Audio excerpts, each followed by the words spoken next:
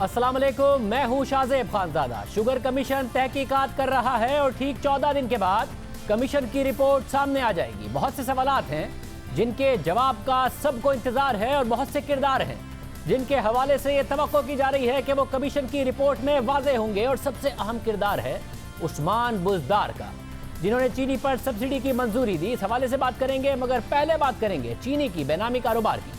जियो news के ज़राए के मुताबिक बेनामी अकाउंट्स, बेनामी जायदादों, बेनामी असासों के बाद अब बेनामी चीनी कारोबार भी निकल आया है।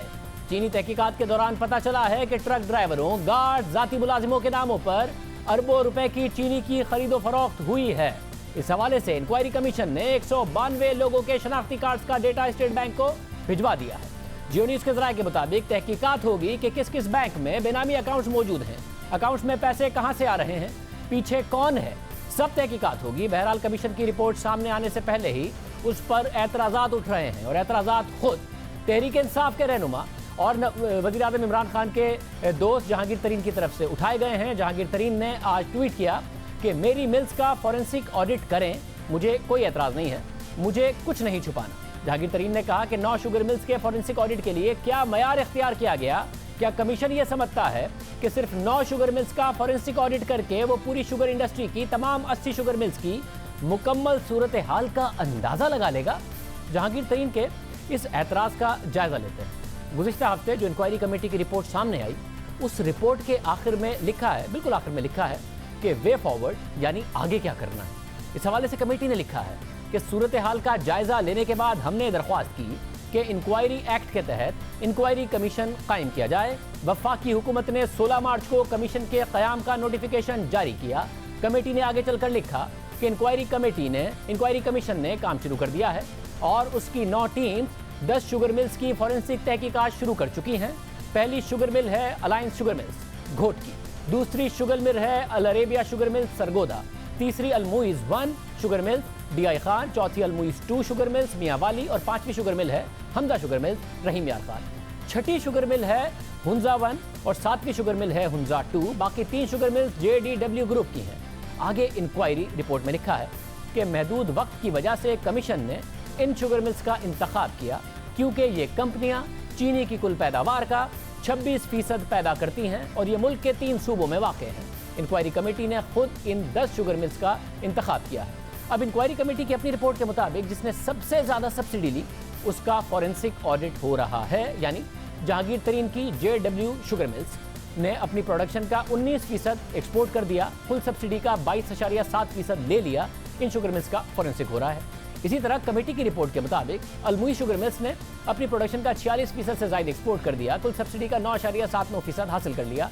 इन दोनों शुगर मिल्स का भी फॉरेंसिक ऑडिट हो रहा है। इसी तरह हुंजा शुगर मिल्स ने अपनी प्रोडक्शन का 73% से ज़ायद एक्सपोर्ट कर दिया, कुल सब्सिडी का तकरीबन 7.1% हिस्सा हासिल कर लिया। इस शुगर मिल्स का भी फॉरेंसिक ऑडिट हो रहा है।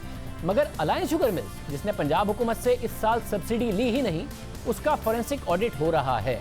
इसी तरह अल अरेबिया शुगर मिल्स जो सुलेमान शहबाज की है, इस साल उसने भी सब्सिडी नहीं ली, मगर उसका भी फॉरेंसिक ऑडिट हो रहा है।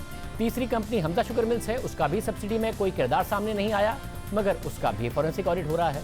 इसी तरह रिपोर्ट के मुताबिक RYK ग्रुप, जिसकी मिल्कियत मखदूम खुसरो बख्तियार के भाई मखदूम उमर शहरियार के पास है, उसके शेयर होल्डर्स में मोनी सलाही और चौधरी मुनीर भी हैं। उस ग्रुप ने तहरीक इंसाफ के दौर में अपनी पैदावार का 31% एक्सपोर्ट कर दिया, कुल सब्सिडी का 18% से ज़ायद हासिल कर लिया, मगर इस ग्रुप का फॉरेंसिक ऑडिट नहीं हो रहा। मखदूम ब्रादरान की एक शुगर मिल जो कि अलायंस शुगर मिल है, उसका फॉरेंसिक ऑडिट हो रहा है, मगर उस शुगर मिल ने इस साल एक्सपोर्ट पर सब्सिडी नहीं ली। जिन मिल्स ने सब्सिडी ली पंजाब हुकूमत से, उनका फॉरेंसिक ऑडिट नहीं हो रहा है। इस हवाले से जियो न्यूज़ के प्रोग्राम नया पाकिस्तान में वज़ीर आज़म के मामले खुसूसी पर एहतसाब शहजाद अकबर ने खुसरो बख्तियार को क्लीन चिट दे दी और कहा कि शुगर मिल्स में खुसरो बख्तियार का कोई किरदार नहीं है। खुसरो बख्तियार साहब का अपना डायरेक्ट कोई ना ही शेयर है इन मिल्स के अंदर। उनका टोटल ताल्लुक ये है कि उनके एक भाई वो शेयर होल्डर हैं एक बड़े ग्रुप के अंदर, ठीक है जी। तो खुसरो साहब का अपना कोई नहीं है। वो किसी भी ऐसी कमेटी में जहाँ पे सब्सिडी दी गई या एक्सपोर्ट की बात की गई वो कहीं शामिल नहीं थे। इनके सर, दूसरे वो तो भाई कमीशन बताएगा ना, मिनिस्ट्री ने ये आप बता रहे हैं, लेकिन ये तो कमीशन को फैसला करना मेरे भाई, ये रिपोर्ट के ये रिपोर्ट में कहाँ लिखा हुआ है? देखिए आप शहजाद साहब, इसके अंदर लिखा हुआ है, इसके अंदर जो एनेक्सेस लगे हुए हैं उसके अंदर ये मौजूद है। ये कहीं नहीं लिखा हुआ इसमें, ये खुसरो बख्तियार साहब का मौकिफ था, उस वक्त के फाइनेंस मिनिस्टर असद उमर का भी मौकिफ था कि वो ईसीसी की मीटिंग में नहीं गए। ये बात दुरुस्त हो सकती है, लेकिन let the commission decide this ना, कि वो थे या नहीं थे, उनके भाई का इन्फ्लुएंस था या नहीं था, इस रिपोर्ट में तो नहीं लिखा हुआ है। जब बात उस्मान बुज़दार की आई तो फिर गुज़िश्ता सालों की भी शरारत बर्बाद करने लगे कि पूरे जो गुज़िश्ता सालों की सब्सिडी है उसका भी हिसाब किताब होगा।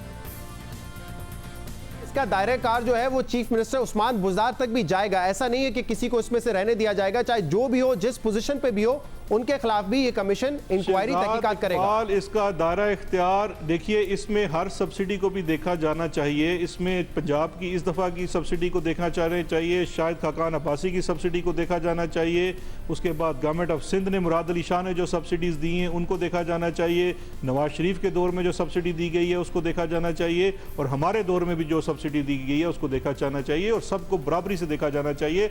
और लेकिन शहजाद अकबर साहब, अभी आपने कहा कि सब्सिडी तो मसला नहीं है, मसला ये है कि जब सब्सिडी की इजाजत दी, जब एक्सपोर्ट की इजाजत दी तो उसकी कीमत बढ़ी। असल मसला तो आप कह रहे हैं कि कीमत का बढ़ना है, शुगर मिल माफिया का पैसा कमाना है। कीमत तो 2010 में भी बढ़ी, कीमत तो 2016 में भी बढ़ी, लेकिन अगर आपका टोटल फोकस उस्मान बुज़दार के ऊपर है तो मेरा फोकस तो इमरान खान साहब की बनाई हुई इंक्वायरी पर है। आप लोग अपने दौर की इंक्वायरी कर रहे हैं कि हमारे दौर में एक्सपोर्ट की इजाजत कैसे दी गई, क्यों दी गई, कीमत कैसे बढ़ी एक्सपोर्ट की इजाजत के बाद। आप तो इस चीज पे इंक्वायरी कर रहे हैं ना। और उसमें जो फाइंडिंग्स आई वहां से अब जो कमीशन है वो पिछले 4 से 5 सालों की चीजों को देख रहा है, तो उसमें वो हर चीज को देखेगा, हर चीज को प्रोब करेगा, और उसके मुताबिक ही जो कमीशन की रिपोर्ट आएगी उसके बाद जिस इदारे की जो जुरिस्डिक्शन बनती होगी वो उसके मुताबिक उस पर अमल दरामद करेगा।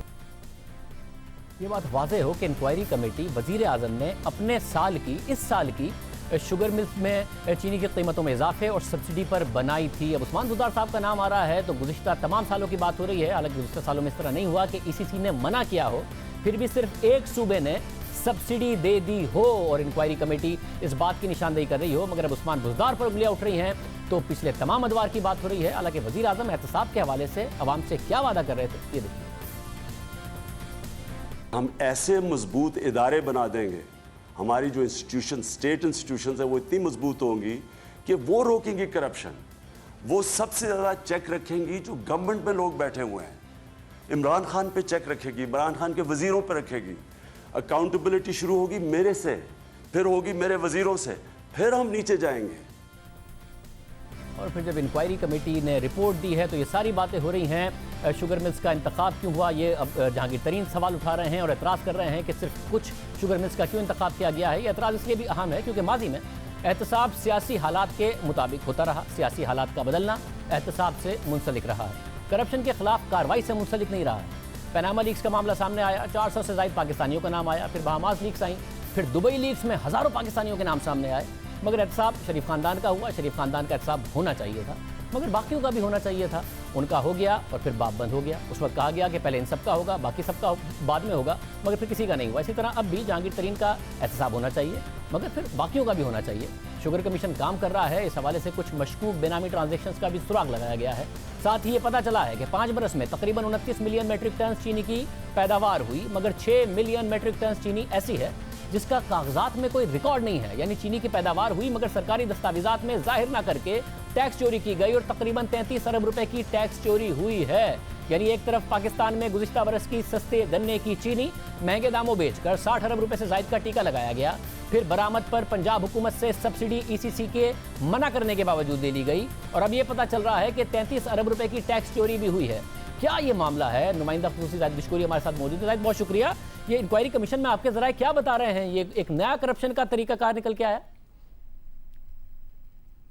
शाहजेब, इस वक्त इंक्वायरी कमीशन की तहकीकात का जो महवर है वो बेनामी ट्रांजैक्शन है जो मुबैना तौर पर शुगर मिल जिनका अब इन्वेस्टिगेशन कर रहा है ये कमीशन, उनका ये बताना है कि कुल मिला के तकरीबन 6.5 मिलियन मेट्रिक टन जो कि शुगर आउट ऑफ बुक यानी कि उनका कोई रिकॉर्ड नहीं था उनको बेचा गया है, और मजमूई तौर पर इसकी कीमत जो बताई जा रही है वो 362 अरब रुपए है। उसकी ट्रांजैक्शन का फोरेंसिक एनालिसिस ये टीमें, मुख्तलिफ 9 टीमें कर रही रही हैं, जिसके साथ तकरीबन 70 अहलकार हैं जो मुख्तलिफ इन्वेस्टिगेशन में इन्वॉल्व हैं। उसमें एक अहम ख़ास बात यह है कि गुज़श्ता 5 साल का ये फोरेंसिक ऑडिट हो रहा है और जो हुकाम है उनका ये बताना है कि कम से कम 33 अरब रुपए मुख्तलिफ टैक्सेस की शक्ल में मुबैना तौर पर शुगर मिल मालिकान ने उसमें डॉज किया है, टैक्सेस को चोरी किया है। यही इसका एनालिसिस हो रहा है। और साथ ही इस वक्त 9 टीमें हैं जो मुख्तलिफ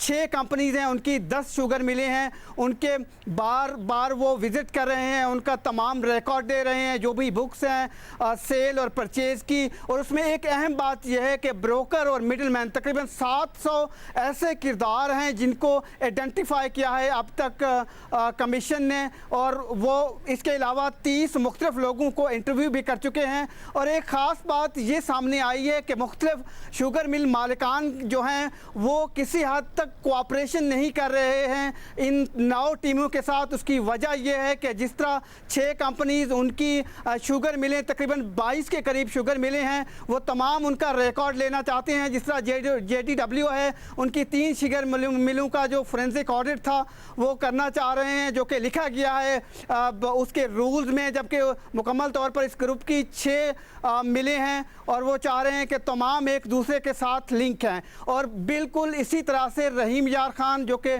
खुसरो बख्तियार का ग्रुप है, उसके पास 4 शुगर मिले हैं, लेकिन उनका 1 मिल का ऑडिट ऑर्डर किया गया है। तो हुकाम का ये बताना है कि मुख्तलिफ ये बड़ी कॉम्प्लिकेशन आ रही है कि एक दूसरे के साथ सारा रिकॉर्ड इनका मिला हुआ है। वो चाहते हैं कि तमाम उसका सर्वर का रिकॉर्ड आ जाए ताकि उसका फोरेंसिक जो है वो उसमें आसानी हो, लेकिन डेटा लेने में उनको दुश्वारी का सामना है। बहुत शुक्रिया आदित्य किशोरी, तफसीलात बता रहे थे। इस वक्त सूरत हाल ये है कि इंक्वायरी कमेटी की रिपोर्ट सामने आने के बाद काबीना से किसी को नहीं निकाला गया है, किसी को नहीं निकाला गया, सिर्फ कलमदान तब्दील किए गए। अरबाब शहजाद को काबीना से निकाला गया था, मगर आज शाया होने वाली अंसार अब्बासी की खबर के मुताबिक वो वापस आ रहे हैं। ज़राए ने दावा किया है कि शहजाद अरबाब को जहांगीर तरीन के साथ कुर्बत की वजह से या फिर चीनी स्कैंडल से किसी ताल्लुक की वजह से नहीं, बल्कि इसलिए हटाया गया था कि वज़ीर आज़म चाहते थे कि मुशीर का ओहदा खाली करके बाबर इवान को दिया जाए। कहा जाता है कि शहजाद अरबाब को इसलिए हटाया गया ताकि बाबर इवान को वज़ीर आज़म के मुशीर बराए पार्लिमानी उमूर का ओहदा दिया जा सके। अरबाब शहजाद को वज़ीर आज़म के मामले खुसूसी की हैसियत से वापस लाया जा रहा है।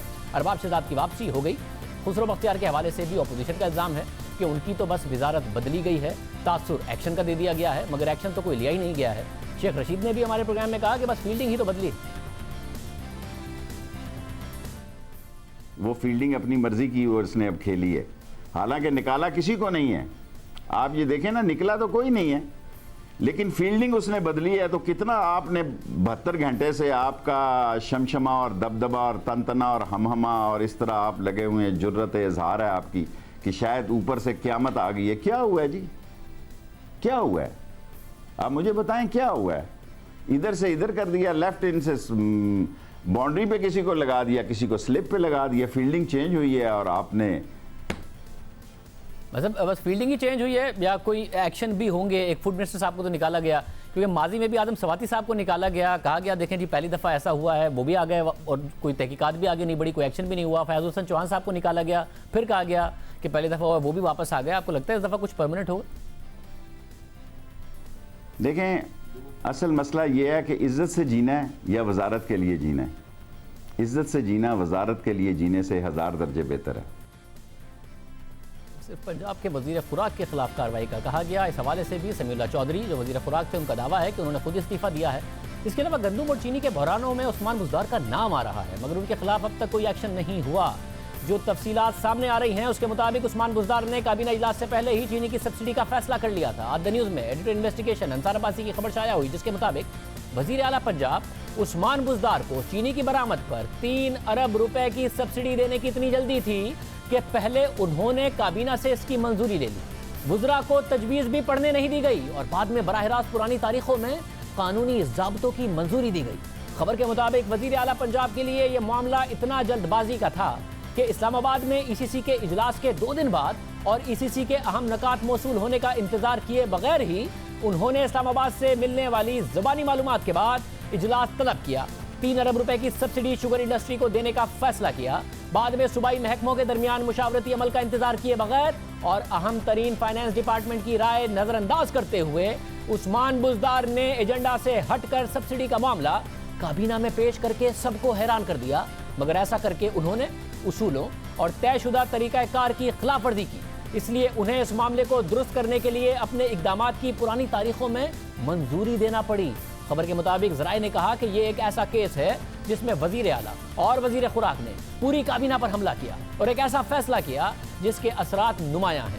خزانے پر 3 ارب روپے کا بوجھ پڑا، ساتھ ہی کوئی دستاویز یا اعداد و شمار کا تحریری طور پر کابینہ کے اراکین کے ساتھ تبادلہ کیے بغیر ہی رسمی طور پر ہونے والی بحث کی بنیاد پر فیصلہ کر دیا، کیونکہ عثمان بزدار کابینہ اجلاس سے پہلے ہی فیصلہ کر چکے تھے۔ حالانکہ سیکرٹری خزانہ نے اس کی مخالفت کی تھی، کابینہ اجلاس میں بھی انہوں نے مخالفت کی، اس لیے وزیر اعلیٰ پنجاب عثمان بزدار پر انگلیاں اٹھ رہی ہیں اور ان کا کردار اہم ہے۔ اس حوالے سے 25 اپریل کو کمیشن کی رپورٹ اہم ہوگی۔ پروگرام میں آگے بڑھتے ہیں۔ دنیا بھر کی معیشتوں کے بارے میں اب خبر آ رہی ہے کہ گریٹ ڈپریشن کے بعد دنیا بھر کی معیشتیں ایک بہت بدترین ریسیشن کا شکار ہونے والی ہیں، بدترین ان کی کارکردگی ہوگی، منفی ان کا جو شرح ترقی ہے وہ ہوگی۔ پاکستان کا کیا ہوگا، یہ سوال بڑا اہم ہے۔ حکومت کوششیں کر رہی ہے کہ جو عوام ہیں ان پر کم سے کم بوجھ پڑے۔ 1250 ارب روپے کا وزیر اعظم کی طرف سے پیکج بھی اناؤنس کیا گیا، اس پر کام بھی شروع ہو گیا ہے۔ اب لوگ بے روزگار نہ ہوں، لوگوں کو نوکریوں سے نکالا نہ جائے، اس کے لیے اسٹیٹ بینک کی طرف سے بھی ایک اہم اسکیم اب متعارف کرائی گئی ہے، جو کہ ری فائنانس اسکیم ہے کہ آپ کسی کو نوکری سے مت نکالیے، بلکہ سستے داموں پر، سستے شرح سود پر آپ کو قرضہ دیا جائے گا۔ اگر آپ باقاعدہ طور پر ٹیکس پیئر لسٹ میں ہیں تو 4%، ورنہ 5% پر 3 مہینے کی سیلری آپ لے سکتے ہیں اور اپنے جو امپلائیز ہیں ان کو دے سکتے ہیں، بجائے اس کے کہ ان کو نوکری سے فارغ کیا جائے۔ ہمارے ساتھ ڈاکٹر رضا باقر، گورنر اسٹیٹ بینک موجود ہیں، جن سے اس پر اور آگے شرح سود کا کیا ہوگا اس پر، پاکستان کی معیشت کا کیا ہوگا اس پر، ان تمام چیزوں پر ہم تفصیل سے بات کریں گے۔ ڈاکٹر صاحب بہت شکریہ ہمیں شو میں جوائن کرنے کے لیے۔ ڈاکٹر صاحب سب سے پہلے بے روزگاری نہ ہو، اسے اوائڈ کرنے کے لیے اسکیم آپ نے متعارف کرائی ہے، اس کے بارے میں بتائیے گا۔ بسم اللہ الرحمن الرحیم۔ شاہ زیب، سب سے پہلے میں آپ کے ناظرین کو السلام علیکم کہنا چاہتا ہوں۔ آپ کو پتہ ہے کہ کرونا وائرس کی وجہ سے ایک جو بڑا اہم مسئلہ ہماری معیشت کو ہے وہ روزگار کا ہے۔ اس مسئلے کو ایڈریس کرنے کے لیے آج اسٹیٹ بینک نے جو اسکیم کا اعلان کیا ہے وہ ایک روزگار اسکیم ہے کہ جو بزنس بھی اپنے ورکرز کو اگلے 3 مہینے کے لیے ان کے روزگار کو برقرار رکھے گی تو اس کو ایک سستے ریٹ پہ 5% پہ یہ قرضہ ملے گا 3 مہینے کی جو ویج اور سیلری ایکسپینس ہے اس کے لیے، اور اگر ایکٹیو ٹیکس پیئر لسٹ پہ ہیں تو پھر یہ 1% کی اس پہ ڈسکاؤنٹ ہوگا، 4% پہ میکسیمم ملے گا۔ اس اسکیم کے 2 اور پہلو میں آپ کو واضح کرنا چاہتا ہوں۔ پہلا تو یہ ہے کہ جو چھوٹی بزنسز ہیں ان کے لیے اس میں زیادہ انسینٹیو ہے، وہ اس طرح کہ اگر آپ کی سیل 20 کروڑ سے، اگر آپ کی ویج کا خرچہ 3 مہینے کا 20 کروڑ سے کم ہو تو آپ کا سارا جو خرچہ ہے وہ اس اسکیم کے تحت اویل ہو سکتا ہے، اور اگر آپ کا 3 مہینے کا ویج کا خرچہ 50 کروڑ سے زیادہ ہو تو پھر آدھا ہو سکتا ہے، اور اگر ان دونوں کے درمیان ہو تو 75% اس کی فائنینسنگ آپ کو مل سکتی ہے۔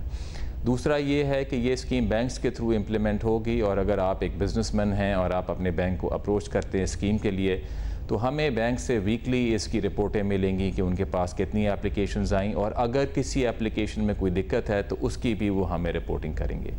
یہ 3 مہینے کے لیے ہے، اس کے ایکسپیرینس کے بعد ہم آگے دیکھیں گے اگر اس میں کوئی ایڈجسٹمنٹ کرنی ہو یا اگر اس کو ایکسٹینڈ کرنا ہو تو اس کو کرنے کے لیے بھی ہم تیار ہیں۔ ڈاکٹر صاحب یہ بتائیے گا، معیشت کے حوالے سے بڑے سوالات اٹھ رہے ہیں۔ 3 ہفتے میں 2 ارب ڈالر سے گر گئے ہیں پاکستان کے شرح مبادلہ کے جو ذخائر ہیں۔ 1 ارب ڈالرز کے ٹی بلز اگر اور آؤٹ فلو ہو جاتا ہے تو ہم 10 ارب ڈالر سے بھی نیچے آ جائیں گے۔ فائنانس منسٹری نے بہت سارے کام کرنے تھے، انہوں نے یورو بانڈز کا کہا تھا، نہیں کیا، پانڈا بانڈز کا کہا تھا، نہیں کیا، نجکاری کرنی تھی، نہیں کی۔ تو اب آپ کے پاس ریزرو کو سپورٹ کرنے کے لیے پیسے نہیں ہیں۔ اگر ایکسٹرنل فرنٹ پر یہ صورتحال رہتی ہے تو پاکستان کیسے ایک بہتر صورتحال نظر آئے گی؟ میں آپ سب سے پہلے آپ کو یہ کہنا چاہتا ہوں کہ ہمارے ریزروز کم ہوئے ہیں، لیکن آپ یہ یاد رکھیں کہ اگر خدا نخواستہ اگر یہ وبا 1 سال پہلے آئی ہوتی تو ہمارے ریزروز تو پہلے اس سے بھی زیادہ کم تھے۔ کہنے کی مراد یہ ہے کہ ہمارے جو فنڈامنٹلز ہیں پاکستان اکانومی کے اس وبا کے پھیلنے سے پہلے وہ سٹرینتھن ہو رہے تھے، کیونکہ وہ سٹرینتھن ہو رہے تھے اسی لیے سارے جو انڈیکیٹرز ہیں وہ بہتری کی طرف جا رہے تھے، اسٹاک مارکیٹ بڑھ رہی تھی، ایکسچینج ریٹ نیچے آ رہا تھا، اور انویسٹرز کا پاکستان میں انٹرسٹ کافی بڑھ رہا تھا۔ وہ جو فنڈامنٹلز ہیں ابھی تک انٹیکٹ ہیں۔ ہمارے جو ریزروز کم ہوئے ہیں اس میں کچھ وجوہات یہ ہیں کہ جو ہماری کمرشل بوروئنگ تھی ان کی ری پیمنٹس آ رہی ہیں۔ ہم یہ چاہتے ہیں کہ جو مہنگی کمرشل ری پیمنٹس آ رہی ہیں اس کی جگہ ہم ایک سستے ریٹ پہ قرضہ لیں. اسی لیے جیسے آپ کو علم ہوگا IMF کے ساتھ ہم نے نیگوشیٹ کیا اور ان سے $1.4 بلین RFI اسکیم کے تحت ہم نے سیکیور کیے ہیں, اور IMF نے اناؤنس بھی کر دیا ہے کہ 16 اپریل کو اس کی بورڈ کی میٹنگ ہوگی اس اسکیم کے لیے. اس کے ساتھ ساتھ ورلڈ بینک اور ADB سے بھی ہم سستے قرضے لے رہے ہیں. تو یہ ظاہر ہے ایک ایسا وقت ہے کہ ساری ایمرجنگ مارکیٹ سے کیپٹل نکل رہا ہے. پاکستان کے ریزروز کچھ کم ہوئے ہیں لیکن اور ملکوں کے بھی کم ہوئے ہیں, اور ملکوں میں بھی ایکسچینج ریٹ اوپر گیا ہے, ہمارا بھی اوپر گیا ہے. اس لیے میں آپ کے اور آپ کے ناظرین کو یہ پیغام دینا چاہوں گا کہ اس کو گلوبل کانٹیکس میں دیکھیں. ہر ملک کے ساتھ ہی ابھی دقت آ رہی ہے, لیکن اس ملک کی جو اکنامک ٹیم ہے وہ تعاون کے ساتھ ہر مسئلے کا مقابلہ کرنے کے لیے تیار ہے. مگر ظاہر ہے ہمارے معاشی معاملات اور گروتھ اس حساب سے نہیں ہے پچھلے کچھ سالوں سے. تو میں جاننا چاہوں گا کہ آپ نے کہا کہ جو پیسے ہیں وہ ارینج ہو رہے ہیں, $1.4 ارب کی خبر آ گئی IMF سے. اب آپ کی اسٹیٹ بینک کے ہی مطابق $4.5 ارب تو اس کوارٹر میں پاکستان کو قرضوں کی مد میں ادا کرنے ہیں. یہ پیسے ارینج ہو جائیں گے اور ہمارے جو ذخائر ہیں وہ نہیں گر رہے ہوں گے؟ جی شاہزیب, اس کا بھی انتظام ہو جائے گا اور آگے بھی جو ہماری ری پیمنٹس آ رہی ہیں ان کا بھی انتظام ہو جائے گا. اس کا ایک جو آسان آنسر میں آپ کو یہ دینا چاہتا ہوں وہ یہ ہے کہ انٹرنیشنل کمیونٹی ہمارے سارے ریفارمز کو, جو ہمارا اسٹیمولس پیکج ہے اور جو ہمارے اسٹیٹ بینک کے بھی جو میجرز ہیں, ان سب کو سپورٹ کر رہی ہے. اور ہماری بائی لیٹرل لینڈنگ سورسز اور ہماری ملٹی لیٹرل لینڈنگ سورسز, ہمارے پاس اتنی ریسورسز ابھی ہیں کہ آگے جو ہماری نیڈز ہیں ان کو ہم پوری طرح سے ان کو ہم ڈیل کر لیں گے. ہم 2 فرنٹس پہ کام کر رہے ہیں. ایک انٹرنیشنل, جس میں یہ جو آپ نے ساری باتیں کہیں کہ ہماری پیمنٹس اور ریزروز, کرنٹ اکاؤنٹ اور اس قسم کی. دوسرا لیکن ڈومیسٹک, اور میں ڈومیسٹک پہ دوبارہ اس لیے آنا چاہتا ہوں کہ ڈومیسٹک ابھی ہمارے لیے سب سے اہم ہے. یہ ایک روزگار کی اسکیم جو تھی جس کا میں نے ذکر کیا پہلے آپ کے پروگرام کے شروع میں. دوسرا میں آپ کو یہ بھی کہنا چاہتا تھا کہ جن لوگوں نے قرضے لیے ہیں ان کو کافی دقت آ رہی ہے, اور ہم نے اسکیم 1 ہفتے پہلے جو اناؤنس کی تھی جس کے تحت جس کا بھی قرضہ ہے اس کو 1 سال کی پرنسپل پہ ایکسٹینشن مل رہی ہے. اور میں آپ کو بتانا چاہتا ہوں آپ کے ناظرین کو کہ 1 ہفتے میں تقریباً 70,000 ایسے بورورز بینکوں کے پاس آئے ہیں جنہوں نے اپنی لونز کو 1 سال کے لیے ایکسٹینڈ کروایا ہے. اس میں تقریباً $5 ارب 1 ہفتے میں ہی ایکسٹینڈ ہو گئے ہیں, اور زیادہ تر اس میں وہ لوگ ہیں جو چھوٹے قرضے والے ہیں. کہنے کی مراد یہ ہے کہ اکنامک ٹیم دونوں فرنٹس پہ کام کر رہی ہے, ایکسٹرنل اور ڈومیسٹک. ڈومیسٹک ابھی ایک بہت اہم ایریا ہے اور اس میں جو روزگار ہے وہ ایک بہت اہم مسئلہ ہے. اسی لیے آج کی جو اسٹیٹ بینک کی جو اسکیم ہے وہ اس روزگار پہ کام کرنے کے لیے وہ اس کا سب سے بنیادی اس کا مقصد ہے. مگر ڈاکٹر صاحب, ایکسٹرنل فرنٹ پر بھی اور ڈومیسٹک فرنٹ پر بھی آپ کی ایک پالیسی ہے جس پر تنقید ہوتی رہی, اور وہ ہے ہاٹ منی, جس کی وجہ سے آپ نے شرح سود اوپر رکھی اور معیشت کو نقصان ہوا. اب اور نظر آ رہا ہے کہ فوراً ہی وہ ہاٹ منی نکلنا شروع ہو گیا ہے. $2.5 ارب چلے گئے ہیں, $1 ارب مشکل سے بچا ہے. ہمارے جو ذخائر ہیں وہ بہت تیزی سے کم ہو رہے ہیں. آپ اب مانتے ہیں کہ شارٹ ٹرم آپ کی اپروچ تھی جس کی وجہ سے شارٹ ٹرم کے لیے آپ نے روپے کو مستحکم بھی کر لیا, اب روپیہ بھی تاریخ کی کم ترین سطح پر 167 سے بھی نیچے چلا گیا, ہاٹ منی بھی نکل رہا ہے, ذخائر بھی کم ہو گئے ہیں. دیکھیں, یہ جو فورن پورٹ فولیو انفلوز جو پاکستان میں آئے تھے وہ اس لیے آئے تھے کہ انٹرنیشنل انویسٹرز یہ دیکھ رہے تھے کہ پاکستان ایک اچھی ڈیسٹینیشن ہے انویسٹ کرنے کے لیے. اب ہماری ایک اسکیم ہے SCRA ساکرا جسے ہم کہتے ہیں, اسی اسکیم کے تحت پہلے بھی انویسٹرز انویسٹ کرتے رہے ہیں. اب جب انہوں نے دیکھا کہ ہمارے ریفارمز اچھی طرح امپلیمنٹ ہو رہے ہیں تو وہ اب انویسٹ کرنا چاہتے تھے. تو اگر انٹرنیشنل انویسٹرز پاکستان میں انویسٹ کرنا چاہتے ہیں تو ہم ان کو یہ بھی نہیں کہہ سکتے کہ آپ نہیں کر سکتے, آپ ہمارے ٹریجری بیلز اور آپ ہمارے بانڈز نہ خریدیں. یہ ہمارا ایک اوپن ایک فریم ورک ہے, بہت سالوں سے ایسا ہی ہے, اور اسی کے تحت یہ پیسے آئے تھے. اس میں لوگ یہ ایک ان کا مس امپریشن ہے اور غلط امپریشن ہے کہ انٹرسٹ ریٹس کا اس سے تعلق تھا کہ انٹرسٹ ریٹس بڑھائے اس وجہ سے کہ یہ آئیں. اس کا جواب یہ ہے شاہزیب کہ انٹرسٹ ریٹس ہماری تاریخ میں اس سے بھی زیادہ تھے, جو ہمارا پیک تھا 13.25% کا, اور اس وقت کوئی ہاٹ منی ہمارے ملک میں نہیں آئی تھی. انٹرسٹ ریٹس کا سب سے بنیادی جو سیٹ کرنے کا ہے وہ ایک یہ ہے کہ ہماری انفلیشن کیسے آگے چل رہی ہے, اور دوسرا ہماری امپلائمنٹ اور گروتھ. اور آج کا جو سب سے زیادہ اہم چیز ہمارے لیے ہے وہ ہے امپلائمنٹ اور گروتھ. تو میں آپ کو یہ یقین دلانا چاہتا ہوں کہ جو ہاٹ منی اگر زیادہ تر نکل گئی ہے تو وہ تو انٹرنیشنل انویسٹرز کی چوائس ہوتی ہے، لیکن ہماری جو سورسز ہیں آگے وہ اتنی ہیں کہ سارے جو اگر ہم پہ کوئی پوٹینشیل آؤٹ فلوز ہوتے ہیں ان سے ہم ڈیل کر سکتے ہیں۔ ایکسچینج ریٹ کی آپ نے بات کی، تو میں آپ کو دوبارہ یہ کہنا چاہتا ہوں کہ پاکستان میں جو تقریباً 7% ایکسچینج ریٹ گرا ہے، آپ اور ملکوں کو دیکھیں، میکسیکو کو دیکھیں، برازیل کو دیکھیں، اس میں 19% 20% ایکسچینج ریٹ گرے ہیں۔ تو میں آپ سے آپ کے ناظرین کو یہ پیغام دینا چاہتا ہوں کہ پاکستان کی ڈیولپمنٹس کو انٹرنیشنل کانٹیکس میں دیکھیں۔ یہ پاکستان یہ صرف اکلوتا ملک نہیں ہے جس میں اس وبا کی وجہ سے اکانومی پہ کچھ چیلنجز آ رہے ہیں۔ مگر اس لیے الگ ہے کہ پاکستان کی کرنسی پچھلے 2 سالوں میں پہلے ہی بہت زیادہ گر چکی تھی، تو اس میں جو گراوٹ ہے وہ زیادہ معنی رکھتی ہے۔ دوسری جو اکانومیز ہیں ان کی کرنسی بالکل گری ہے ان سارے کے سارے حالات میں۔ اور دوسرا آپ نے یہ کہا کہ یہ پاکستان اکلوتا ملک نہیں ہے، درست کہہ رہے ہیں آپ۔ یہ بھی آپ نے ٹھیک کہا کہ ماضی میں اس سے بھی زیادہ انٹرسٹ ریٹس رہے ہیں مگر اس طریقے سے ہاٹ منی نہیں آیا، یہ بھی درست کہہ رہے ہیں آپ۔ مگر یہ ضرور فرق ہے کہ آپ نے خود نے جو روڈ شوز ہوئے تھے پاکستان میں سرمایہ کاری لانے کے لیے، آپ نے اس کو سیلنگ پوائنٹ کے طور پر خود پچ کیا کہ پاکستان میں آ کر آپ ہاٹ منی میں فکسڈ انکم میں انویسٹ کریں، اس لیے پاکستان میں ہاٹ منی اس دفعہ زیادہ آیا۔ آپ نے بائی پالیسی پچ کیا اس کو۔ شاہزیب، ہم نے جب بھی پاکستان کو پچ کیا ہے تو اس کے اکنامک ریفارمز کو پچ کیا ہے۔ آپ کو یاد ہوگا کہ آج سے تقریباً 1 سال پہلے ہمارے حالات بہت خراب تھے، اور اگر یہ وبا پہلے آئی ہوتی تو آج ہماری اکانومی کی جو حالت ہوتی تو وہ اس سے بھی زیادہ خراب ہوتی۔ جب ہم نے ریفارم پروگرام شروع کیے جون میں تو وہ ایک سارا پیکج تھا جس میں اسٹیٹ بینک کی سائڈ سے کچھ چیزیں تھیں اور فسکل پالیسی کی سائڈ سے کچھ چیزیں تھیں۔ تو روڈ شوز میں ہمارا پیغام سارے انویسٹرز کو یہی تھا کہ پاکستان کا جو اکنامک فیوچر ہے وہ روشن ہے، ہمارا مستقبل روشن ہے۔ اب اسی کے تحت اگر لوگ پاکستان کو دیکھتے ہیں کہ یہ ایک اچھی کریڈٹ رسک ہے اور اس میں وہ انویسٹ کرنا چاہتے ہیں تو یہ ایک ان کی چوائس ہے۔ لیکن اب میں آپ سے یہ کہوں گا شاہزیب کہ ہمیں یہ دیکھنا ہے کہ آگے جو چیلنجز آ رہے ہیں، آگے جو چیلنجز ہے اس میں ہاٹ منی ایک اتنا بڑا چیلنج نہیں ہے، کیونکہ جو زیادہ پیسہ نکلنا تھا وہ نکل گیا۔ یہ پہلے ایک تیز رفتار سے نکل رہا تھا، اب یہ آہستہ رفتار سے نکل رہا ہے۔ لیکن میں آپ کو دوبارہ کہوں گا کہ اس سے زیادہ اہم چیلنجز ہمارے ڈومیسٹک ہمارے لوگوں کے ہیں۔ ہم نے روزگار کو کیسے برقرار رکھنا ہے، اور ہم نے جو انڈسٹریز جو ہیں جن میں چیلنجز آ رہے ہیں ان کی سپورٹ کیسے کرنی ہے۔ تو اس میں اسٹیٹ بینک نے یہ جو اقدامات لیے ہیں جس کا میں پہلے ذکر کر رہا تھا، اور میں ساتھ یہ بھی کہنا چاہتا ہوں کہ اور بھی اگر کوئی اقدامات لینے ہوں تو وہ بھی اسٹیٹ بینک لینے کے لیے تیار ہے۔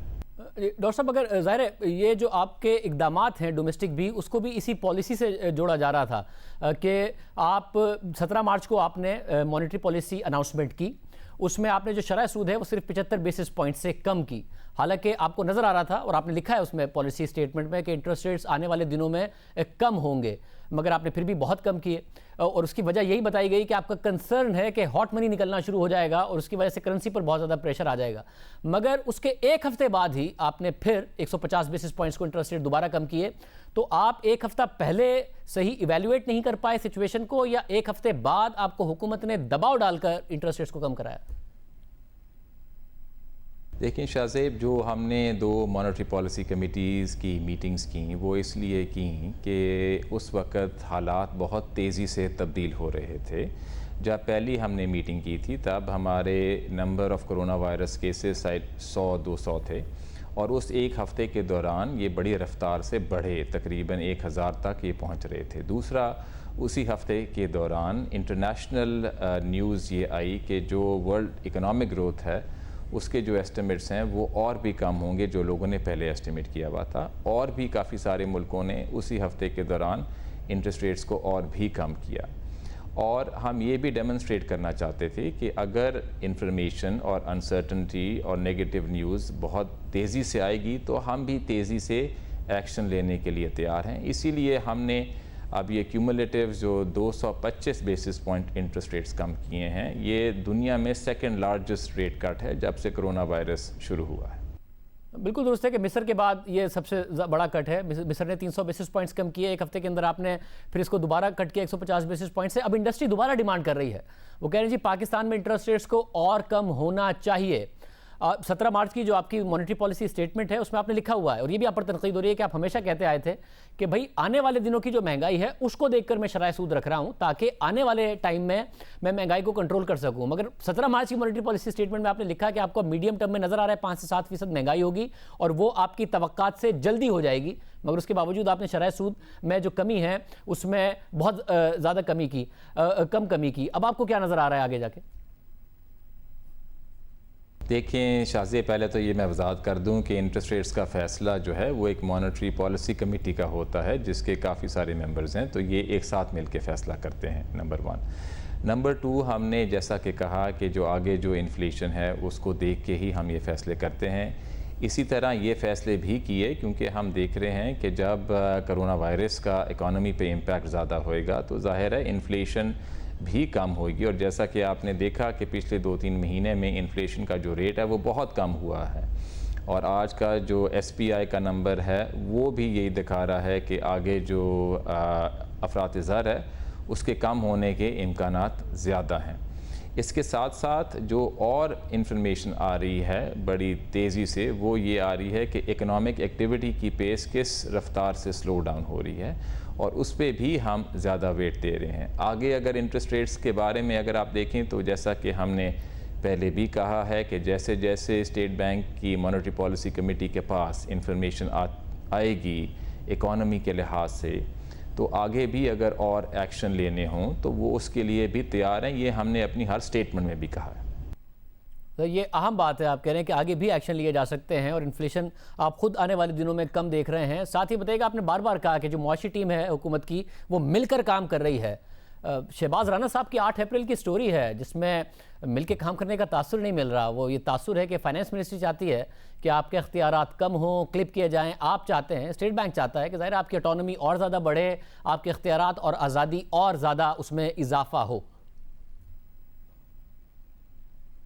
देखिए शाज़ेब, जो इसमें सबसे अहम बात है वो मैं आपको ये कहना चाहता हूँ कि इस पाकिस्तान की इकनॉमिक टीम हमारे फाइनेंस एडवाइज़र हफीज़ शेख साहब लीड कर रहे हैं, और सारे हम उनके साथ मिल के जो भी इक़दामात लेने हैं इस वबा के मुआशी इम्पैक्ट को कम करने के लिए, उस पे हम काम कर रहे हैं। ये जो आप सवालात कर रहे हैं कि रिलेशंस के, मेरी आपसे गुजारिश ये होगी कि ये वो वक्त नहीं है कि हम ऐसी बातों में पड़ें। ये वो वक्त है कि हम सारे यूनिटी और इत्तेहाद के साथ आगे चलें और आगे जो हमें मसाइल जो आ सकते हैं उनका सामना करें। मैं आपको ये यकीन दिला सकता हूँ कि सारी जो इकनॉमिक टीम है पूरे ताउन के साथ ही इन एरियाज़ पे फोकस कर रही है और काम कर रही है। डॉक्टर साहब, ये बात आपने ज़ाहिर है बिल्कुल दुरुस्त की कि ये वक्त ऐसा नहीं है कि हम ऐसी बातों में पड़ें, तो कैटेगोरिकली आप डिनाई कर दें कि ऐसी कोई बात ही नहीं है, ये स्टोरी ठीक नहीं है, तो कोई ऐसी बातों में नहीं पड़ेगा? देखें, अभी आपके नाजरीन को स्टेट बैंक एक्ट से ज़्यादा मेरा ख़्याल है इस चीज़ पे फ़िक्र होगी कि रोज़गार आगे क्या बनेगा, आगे महंगाई की हालत क्या होगी। मैं इसीलिए आपसे ये पॉइंट मैं आपको कह रहा था कि अभी बड़े अहम आगे हमारे लिए मसाइल हैं, और हमें ये चाहिए कि हम देखें कि उनको सबसे मुकम्मल तौर पे कैसे काबू करना है। इसीलिए मैं आपसे ये कह रहा हूँ कि ये जो हैं इन इश्यूज़ को डिस्कस करने का आगे वक्त आएगा, लेकिन आपके नाजरीन को ये इल्म होना चाहिए कि हम जो हैं सो सारी इकनॉमिक टीम जो है एक बड़ी अच्छी तरह इन सारे इश्यूज़ को टैकल कर रहे हैं।